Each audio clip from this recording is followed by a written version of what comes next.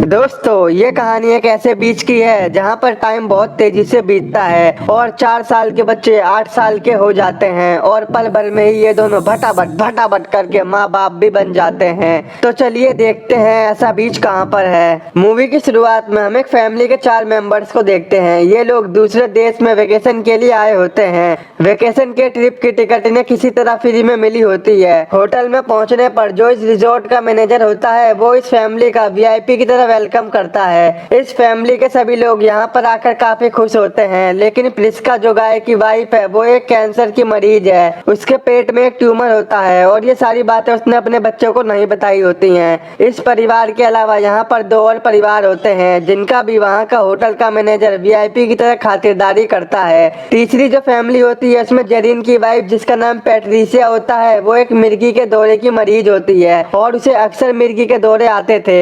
Trent की दोस्ती यहाँ पर मैनेजर के भतीजे एडलिक से होती है, जिसके साथ में खेलने के बाद एडलिक ट्रेंट को एक कोडिंग वाला पेपर देता है। एडलिक का यहाँ पर कोई भी फ्रेंड नहीं होता है, इसलिए ट्रेंट के साथ दोस्ती होने से वो काफी खुश होता है। अगले दिन वो मैनेजर इन सभी फैमिली वालों को मजे कराने के लिए बीच पर जाने का प्लान बनाता है और वो इन्हें बताता है कि इस बीच पर कुछ ही लोग जाते हैं जो हमारे लिए खास होते हैं या फिर वो वीआईपीस होते हैं। ये सुनकर वो सभी काफी ज्यादा एक्साइटेड हो जाते हैं और अगले ही दिन बीच पर जाने के लिए निकल जाते हैं। इनके साथ ही एक और फैमिली होती है और ये सभी जल्दी वहाँ पर पहुँच जाते हैं। बस का ड्राइवर बस को मंजिल से पहले ही रोककर उनको बीच का रास्ता बताकर वहाँ से चला जाता है। अब ये सभी थोड़ा बहुत चलकर आखिरकार बीच पर पहुँच जाते हैं। ये बीच काफी मस्त और शानदार होता है और सभी बच्चे यहाँ पर खेलना और मौज मस्ती करना शुरू कर देते हैं। दूसरी फैमिली में जॉन और उसकी वाइफ क्रिस्टल और उनकी बेटी कैरा होती है। कैरा ट्रेंट और मैडॉक्स के साथ खेलने लगती है। खेलते समय बच्चों को इस बीच पर कुछ पुराने सामान पड़े हुए मिलते हैं। ऐसा लगता है कि पहले जो फैमिलीज यहाँ पर आई थी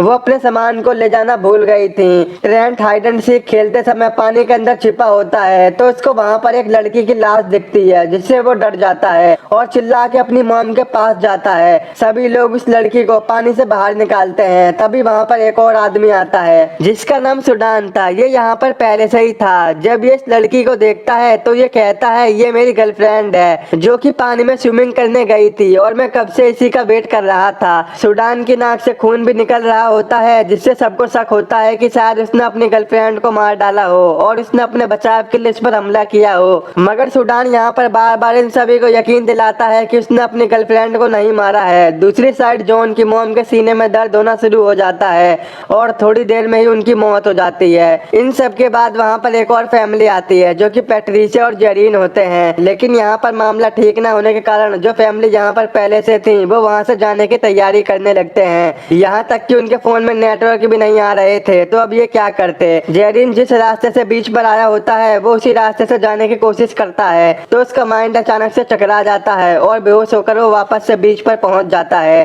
थोड़े समय बाद जब पैट्रिसिया और जेरिन मैडॉक्स से बात कर रहे होते हैं तो वो देखते हैं कि मैडॉक्स और ट्रेंट की उम्र अचानक से बढ़ चुकी है। वो दोनों 13 और 6 साल के थे और अब बढ़कर वो 17 और 10 साल के हो गए होते हैं। उनके मॉम डैड उनको देखकर काफी हैरान हो जाते हैं। उन्हें बिल्कुल भी समझ में नहीं आता है कि आखिरकार हुआ क्या है। जो लोग भी उस बीच से बाहर निकलने की कोशिश करता है वो दोबारा से बेहोश होकर फिर से बीच पर आ जाता था। यहाँ पर बच्चों की उम्र तो काफी तेजी से बढ़ रही थी। कैरा जो कि पहले 4 साल की थी वो अब बढ़कर 8 साल की हो गई थी। कुछ देर बाद सभी लोगों को पता चलता है कि यहाँ पर टाइम काफी तेजी से बीत रहा है, जिस वजह से सभी लोगों की उम्र बढ़ती जा रही है। जो लोग पहले से ही बड़े हैं उनमें तो ज्यादा बदलाव नजर नहीं आ रहा था, मगर जो बच्चे छोटे थे उनका शरीर काफी तेजी से बदलता जा रहा था। और यहाँ पर जितने भी लोग हैं उनकी फैमिली में से कोई ना कोई एक बीमारी से पीड़ित होता है। पैट्रिसिया को मिर्गी के दौरे होते हैं, प्रिस्का के पेट में ट्यूमर होता है, सुडान को भी एक रेयर बीमारी होती है जिससे उसके नाक से खून आता रहता है और जॉन को दिमागी प्रॉब्लम होती है। जॉन के मन में अचानक से कुछ ऐसा आता है जिससे वो सुडान के मुंह पर चाकू से कट मार देता है, लेकिन कुछ सेकंडों में ही वो बिल्कुल पहले जैसा ठीक हो जाता है क्योंकि समय के काफी तेज चलने की वजह से घाव तुरंत ठीक हो जाता है। वहीं प्रिस्का का ट्यूमर भी टाइम के साथ बढ़ता जा रहा था, जिससे उसके पेट में दर्द होना शुरू हो जाता है और देखते ही देखते वो बेहोश हो जाती है। प्रिस्का को बचाने के लिए उसके पेट से ट्यूमर को बाहर निकालना जरूरी था, इसीलिए गाय बिना देरी किए प्रिस्का के पेट से ट्यूमर निकालने का फैसला करता है। जॉन अपने चाकू चाकू की मदद से प्रिस्का के पेट पर कट मारता है, लेकिन वो 1 सेकंड से पहले ही ठीक हो जाता है। इसीलिए वो सभी एक आइडिया लगाते हैं कि एक तरफ हम लोगों के कट मारने के बाद हमें उसे खोल के रखना होगा। अब कट मारने के बाद में वो एक खरबूजे जितना ट्यूमर उसके पेट से बाहर निकाल लेते हैं और जरा सी देर में ही प्रिस्का ठीक हो जाती है। सुडान की गर्लफ्रेंड के मरने के बाद उसे एक कपड़े से ढक दिया गया था। जब सुडान उसे देखने जाता है तो वो तुरंत डर जाता है, क्योंकि अब उसकी केवल हड्डियां ही बची हुई थी। उसकी पूरी बॉडी डिकम्पोज हो चुकी थी। ये देखकर सब लोगों के होश उड़ जाते हैं। दूसरी तरफ एक टेंट में ट्रेंट और केरा एक साथ लेटे होते हैं। वो अब और भी बड़े हो चुके होते हैं। उनके शरीर के अंदर के हार्मोन्स भी चेंज हो रहे थे, जिसके बाद वो दोनों भटाभट कर लेते हैं। पर इन्हें कुछ भी नहीं पता होता और जैसे ही ये दोनों बाहर आते हैं तो केरा प्रेग्नेंट हो जाती है।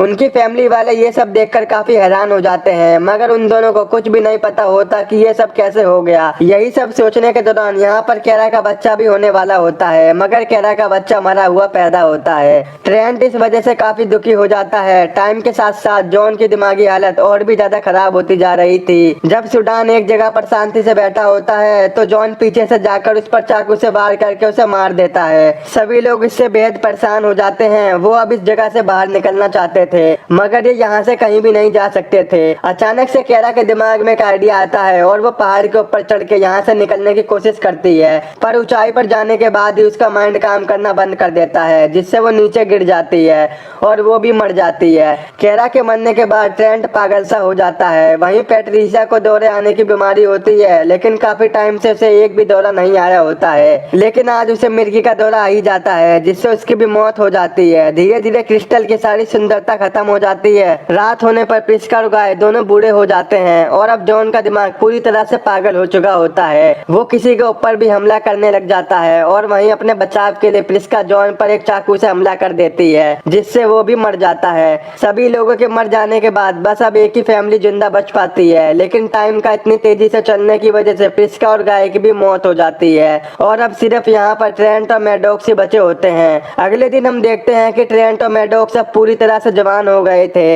उनके पास अब 13 घंटे और बचे थे, जिसके बाद वो दोनों भी बूढ़े होकर मर जाएंगे। अब उन दोनों को बिल्कुल भी समझ में नहीं आ रहा था कि वो क्या करें, इसीलिए ट्रेंट मैडॉक्स से लास्ट बार रेत का महल बनाने को कहता है। महल बनाते समय ट्रेंट को अचानक से कुछ याद आता है कि मूवी की स्टार्टिंग में एडलिक के साथ खेलते समय उसने ट्रेंट को एक कोडिंग वाला पेपर दिया था और अब ट्रेंट उसे सॉल्व कर लेता है, तो उसे यहाँ से निकलने का आइडिया पता चल जाता है। वो दोनों समुद्र में जाते हैं और तैरकर वहाँ से किसी जगह पर जाकर बाहर निकलने का ट्राई करते हैं, लेकिन तभी मैडॉक्स का कपड़ा किसी पौधे में अटक जाता है और ये सारी चीजें एक दूरबीन की मदद से एक आदमी देख रहा होता है, जो कि बस का ड्राइवर होता है। वो फोन पर कहता है कि आखिरी में यहाँ पर 2 लोग बचे थे और अब ये भी मर चुके हैं। उसके बाद बस का ड्राइवर वहाँ से निकलकर एक लैब में जाता है और ये जो लैब होती है उसे जानकर आप लोग बिल्कुल ही चौंक जाओगे। ये जितने भी साइंटिस्ट और डॉक्टर यहाँ पर मौजूद हैं, ये सभी लोग यहाँ पर बीमारियों के इलाज की दवाइयाँ बनाते हैं, लेकिन किसी भी दवाई के टेस्ट के असर को जानने के लिए उसे सालों लग जाते हैं,